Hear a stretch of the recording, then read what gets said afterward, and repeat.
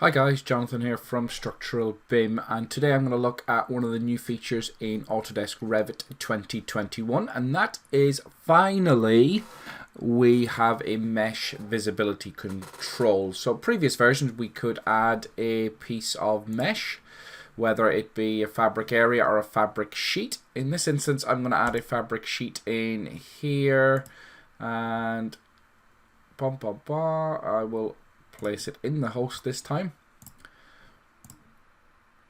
There and there. So in previous versions, that is the visibility control we would get. It would always be a wireframed view. Now, in 2021 version, we have a view visibility state, and guess what? We can view unobscured, view as solid. So you can see there we are, and if we also look at a section view, you will see we also have both bars now visible in section view.